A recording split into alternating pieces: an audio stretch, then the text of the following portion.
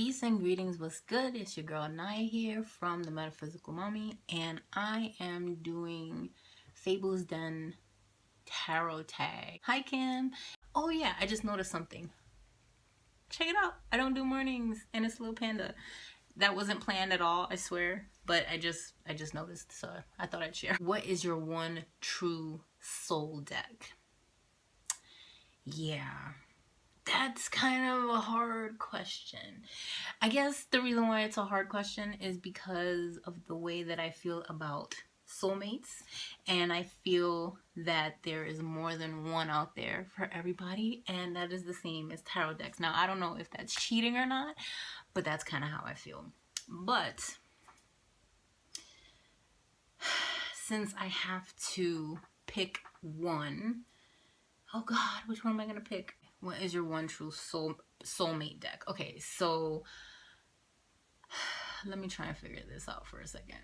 I'm never gonna get through this video. I hope you know that. One deck that I absolutely love is the Tabula Mundi. The Tabula Mundi is just, it's so beautifully rendered.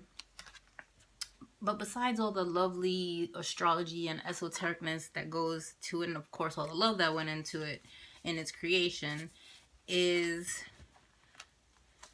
if I had to have this deck for no other reason, this Magus and this High Priestess. These are like two of the best. Okay, so let's just talk about the Magus real quick in the Tabula Mundi. He's a freaking DJ. He is a freaking DJ. Look, okay, so my dad was a DJ when he was younger. And so when I was growing up, music was always very much a thing in the house. And it never ceases to amaze me that when I feel in a really funky mood or something, I will go for a walk, put on my headphones, and like the energy of that music, right? It takes you into another dimension. It takes you into another wormhole or whatever. And it's just so freaking, this is the best rendition of the Magus or the Magician that it's lovely. And a lot of my friends are like, they make beats and they make tracks and they can rhyme or whatever, and it's dope. I love being in that atmosphere. So this Magus, seal the deal. And then this Priestess. The pomegranate heart, just that alone right there, it just says something to the inside of my soul, and I'm just like, I cannot not have this card. You know what I mean? Like, I cannot unsee that. It's beautiful. It's beautiful. It's just like the inner wisdom of the Priestess, right? That intuition, that it's the stuff that runs through our veins. It's that ancestry. It's that intuition that comes through, and that's like the fruit of intuition is very heart-centered, and the pomegranate looks like a heart and all that other kind of good stuff. Ugh, I can go on and on and on, but I'm going to stop because this is supposed to be like 10 questions, and I'm like not even that far in. So if I had to say a soul deck, this one right here is one of those decks that if I didn't have to read for anybody else with it, I wouldn't. Because I get so much out of it just for myself. Like for journaling and things like that. It's so good. It's so good. Okay, we're just going to keep it right there. Because that's my 2017 and that's where I'm at. This is part of the journey, right? Okay, so let's just do that. What are my top 5 favorite decks? So not include, I'm going to do what you did, Kim. Not including the one that I already showed. So my top 5 favorite decks. So one of my favorite go-to decks is the Centennial Rider-Waite. This is a small one. I have like 4 copies of this deck. And I just like love how I love the way that the color is on, like how it's muted. That just, it makes it so good. For me, I don't know, out of all the Rider-Waites that I've ever had, this is the one that speaks to me the loudest, if that makes any sense.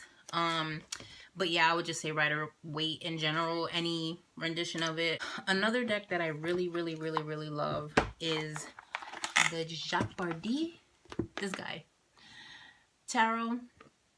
Now this one speaks to my inner artist, my inner child. It is just so colorful and so it just takes me to like a whole nother place. It makes me see things a little bit differently. There's a lot of storytelling that can go on with this. It's very dreamlike in that kind of way. It's a very beautiful deck. I love it. But yeah, it just sparks something on inside of me, like all the way the colors are and things of that sort. So this one is an oldie but a goodie. This also, I think, can answer one of those questions that you had about what's your favorite deck with renamed systems or titles. This is one of them. The reason why is just because I really, really love the deck itself, that I was willing to learn the different titles. But they have Page is Jester, Knight is Stranger, Queen is Queen, and King is King. But then for the suits, they have it as Swords as Winds, Wands is Fire, Cups is Tides, and Pentacles as Gardens. So that's what that looks like. Alright, so that answered that question just. Okay, so another favorite of mine is the Triumphi de la Luna, which is a Marseille-based tarot deck by Patrick Valenza. And this is the first Marseille deck that I actually want to pick up and work with. And I'm not against learning the Marseille, but as far as like that little voice in your head that tells you what the cards are saying and like how they're speaking to you, this is the only one that does it. And again, I'm not sure if it's the muted colors, because I realized that I either need these really bright, vibrant colors or like this nice kind of earthy muted palette. And see that? I love how this looks. I love it. There's a couple of different decks there, but yeah. Another deck that I really like to go to is the Alchemical Tarot by, this is 4th edition by Robert M. Place. Now, this deck, I just learned a lot from between reading his books and using this deck. I think it is very very well done. So as you can tell, I kind of like either it kind of leans in two different ways. I'm either really esoteric, really esoteric and driven, or I'm really like artsy driven. Like but here are some cards from the Alchemical Tarot.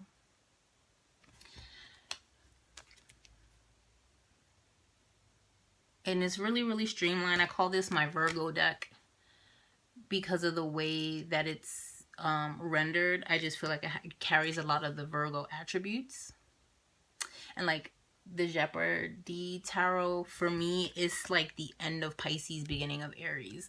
So this is kind of how, in one way in my brain, I tend to organize my decks. Like the energies that they carry. If I want to use them during a certain time of the year, that's why I call them that. Like, I feel like that's the best time to use them. But yeah, this deck, it's a really straightforward, has really clear messages.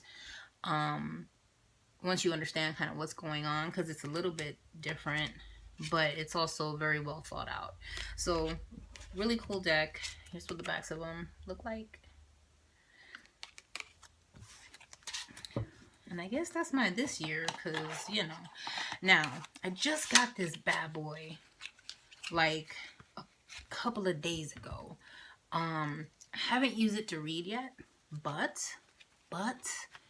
it easily made it 1, 2, 3, 4, yeah, 5, besides the Tableau Moody. Okay. This is the Lunatic Tarot. Oh my God. Just how darling is this deck? Again, there's these earthy kind of colors happening. I think this deck is just so gorgeous. If it's not only for the artwork, I'm pretty sure it reads pretty dang good. High Priestess. This one I can tell a story with. And I really have no idea what it is about this deck that does it for me, but I love those earthy colors. I don't know. Maybe it's my Taurus sun and my Virgo rising. No, but I've always loved anime since growing up. So this was kind of cool without it necessarily being a character that I recognize. It's the aesthetic that I've been used to watching since I've been growing up. So look at that chariot. Come on. Can you not go somewhere with that in the story? And here's strength. So anyways, so that is okay. So those are my top 5. Which deck do you go to for career readings, love relationship readings, general readings? Do you assign specific purposes for certain decks? All right, so my go-to reading deck that is my year-round, all-purpose reading deck has been, for this year at least, has been the Centennial Weight. Anytime somebody hits me with something new question or whatever, it's the one I can pick up the different energies for career, love, whatever, just that easy. So especially for general, the other deck that if I don't use that one, my other go-to is Tarot Illuminati, which is in my bag downstairs. So that probably made it somewhere on the top 6 or 7 over here. Those are kind of my 2 go-to. I haven't really sat down and assigned certain decks for like love readings or specific purposes. I think I mostly, like I was saying, I tend to dictate the energy of the sun sign astrology. So right now we're in Scorpio. So a deck that I would want to pull out right now is like Mary L, right? Mary L is very scorpionic. It has this really dreamlike, nightmarish kind of quality, but it's also very real and very beautiful. Another deck that does that is like Bohemian Gothic Tarot. It's very shadowy. It could be stark. It could get very deep. It can sometimes feel stagnant, but there's still a story to tell. Okay, so that's how I work with my tarot decks. Like Sagittarius will be coming soon, so there we have this little bit more movement and fire. Like Jeopardize Tarot, I feel, has that kind of Sagittarius energy too, where it's exploring and it's going out there and it's doing something a little bit different, and it's dreaming and it goes and it dares to go, and it does that very beautifully. But it's not aggressive and it's not abrasive. But it's also very truthful, like Sagittarius. So that's kind of how I use my deck. So whether you came for a career or this and that, I would use whatever deck that I assigned to for that set time frame. That's what works for me so far. So yeah, so that's kind of how I work it. And then if I can't really place a deck into a specific like zodiac flavor, it might become like a general purpose where I could use it any time of the year, like the Rider-Waite. That could be used all year. The base ones, Marseille, Thoth, and Rider-Waite, are kind of like all year. It doesn't matter. I'm going to go for them and study them and things like that. But kind of more the clones and the different ones, if they have a very specific energy, I'll use it during a certain time of year. So that's kind of how I do it, by sun sign or by season. Do I have a pet oracle that interrupts or intervenes my tarot readings? Yes. I have 2 cats. So sometimes when I come in here to do video readings or do a video like I'm doing right now, they will scratch at the door and they will come. I actually have to close the door to keep them out because they will jump on top of the table where my cards are. Sometimes I'll have candles going in my setup and they will try to jump on top and lay on top of the whole cards. Sometimes I'll stand right there, and I'll like look at trying to figure out what deck I want to use or something like that, and I kind of get into this trance, and the doors open and the cat will come and like interrupt me, like yelling at me like, what are you doing? Why are you standing right there? It's so funny. But yeah, they do that. And then sometimes they're good and they'll kind of sit back and watch. I don't know, they like to be involved in the mix. I have 2 cats and they love being around. There was this one time where I was trying to practice Lenormand and I pulled 3 cards for one of my cat, and I asked the cards, what did the cat want from me? And what came out? It was like, I know the fish came out in the house and something else, and I was just like, oh, you want me to feed you tuna? Is that right? And he's like, meow, and he like talked back to me, and I was like, come on, let's go get you some tuna. Like, tuna's a treat for them. I don't give them tuna every day, but it was just the funniest card reading that I ever tried, and it was just so accurate and so funny. It was great. What's my deck wish list top 5? Ooh, my never-ending wish list. That's a good question. I'm over here thinking about my wish list, and I have a wish list right in front of me. That's funny. Okay. Hidden Waters Tarot.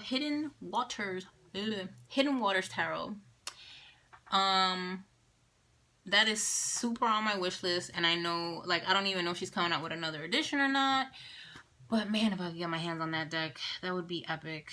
The Oliver Hilbert Tarot. That is so psychedelic. I just, the colors are to die for. That's definitely on my top 5. A copy of Grandisella Tarot would be pretty awesome to have. The Antique Anatomy Tarot is another one. And I was thinking about that new Babylonian Tarot that's on Kickstarter. That one looks actually pretty cool. I don't know. I might have to back that one. I'm not sure yet. But yeah, those are my top 5. As you can see, they're all a little bit different, all a little bit thing. And I like that, having that variety in my tarot decks. What is one gorgeous deck that I have and cannot connect with? Ooh, I can tell you what deck that is, and that is the Witch's Tarot by Ellen Dugan. I had that deck, and I think it's rendered beautifully, but for whatever reason, I couldn't read with it. I got nothing. The deck was, the book was written really well. I thought it was written really well. I got a lot out of it. I thought the pictures were beautiful, but for whatever reason, I just didn't connect with it. I ended up gifting it to a really good friend of mine, and she loves it. And as long as it has a happy home, that's all I care about. So that's the only deck that I've ever had that experience with. And it really messed me up. And I almost kind of think to myself, should I get another copy and try again? But if it's meant to be in my hands, it will be, I guess. What is my least favorite deck and why? I got this Native American tarot deck. It's a little Scarabeo deck. And it's way too busy. And it doesn't exactly make the most... It's kind of a little haphazard. It's like, it's all over the place. And, you know, it just, I don't know, it just doesn't work for me. I don't like how it was done. Like, the cards, of course, the cards I'm showing are not like the worst ones, but I don't know, like this is Judgment. Like, I don't get Judgment from this at all. Like, from this image. Does that make sense? Like, it doesn't read like a tarot deck. It doesn't really, I don't know, it just doesn't do it for me. And like, this tower right here, what is that? It's like, it's really poor, I don't know. I don't want to say anything bad, but I don't like how it's depicted. Like, you know, I'm Puerto Rican. I have, you know, basically native blood in me, but it's not from the United States, it's from Puerto Rico, but still. And it's just that when they do these images, like these cultural images to like represent a tarot deck, it bothers me when they try to do too much, um or they misplace some of the energies. I guess that's really what bothers me the most about this deck. And I can't really bring myself to get rid of it, but at the same time, like, I cannot read with this deck at all. At all, at all, at all. I don't like how they did this. My favorite Oracle deck and why. All these tarot questions and now you're asking me about Oracle. Must I only pick one? My favorite Oracle deck, one of my favorite Oracle decks, is the Rumi card and book set. And this is what the backs of them look like. And they have like these little blurbs, little poems, little sayings, little Rumi sayings. And each of the cards, like, there's different colors. You can see the different colors, and each color kind of represents kind of a theme. So like red is kind of like warning, and then like green is good. You understand what I'm saying, right? So this one says like, he's here, invisible, absolute. He makes the world grow fragrant. And if it's too cryptic and you don't get it, the book actually breaks it down for you. So I love this because it just gives me something to ponder on for the week. I tend to pull one of these a week. This one says, the fragrance, my friend, that floats to you this moment streams from the tents of the secrets of God. The fragrance, my friend. The tarot fragrance. Can you smell it? But yeah, so this usually gives me a lot of food for thought. So this is the one Oracle deck that I really like. I've been using it pretty much all year, and as of late part of this year, Oracle of Oddities has been my jam. I fell in love with it like so quickly. It just baffles my brain how well it resonates for me. So yep, that one. And I'm just giving you 3 because I'm already on the topic. Soul cards 1 and 2, I have them together in a big old major deck. I like these because they don't have words. This makes me want to write. This makes me want to talk about how is this making me feel? What is going on? What does this represent? You know? And I just love it because there's so many different ways that you can pick up on the energies of the images. And it really just depends on, you know, did you pick it up this way? Now what does it look like? It looks so different. You know what I mean? So, yeah. Those are kind of like been my main 3. Soul cards was my number 1, and then I got the Rumi deck. That's been my all year this year. And now Oracle of Oddities, I've come to love, and anything Alana Fairchild. So yeah, pretty much that. If I were to create my own deck or dream deck, what would it look like? In the Tarot Nerds, we just had this whole epic stream of fandom decks going out. And honestly, I don't know. I've actually been thinking about this for a long time. Like, if I could do a deck, what would it look like? What would it be? And I haven't quite put my finger on that yet. But I do know I've gotten close by trying to figure out some fandom decks that I want to do. And The Walking Dead would be amazing. Lost Girl would be so cool because there's just so many characters you can pull from on that one. The Twilight Zone would be good too. I grew up watching the Twilight Zone every New Year's. I do a Twilight Zone marathon. So that would be kind of cool for like nostalgia purposes. But of course, that's not really me creating the deck. That's already established, you know, established stuff.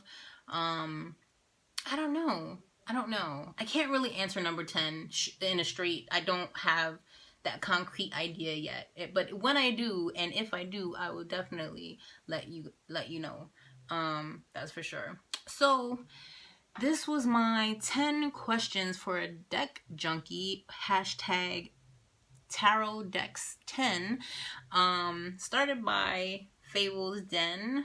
It's a tarot tag. So this was really fun. I haven't done a tag in a while, and it feels good to be back recording again. So thank you for watching. If you made it this far, I love you for it. Much love, many, many blessings. Tarot and let tarot. Bye.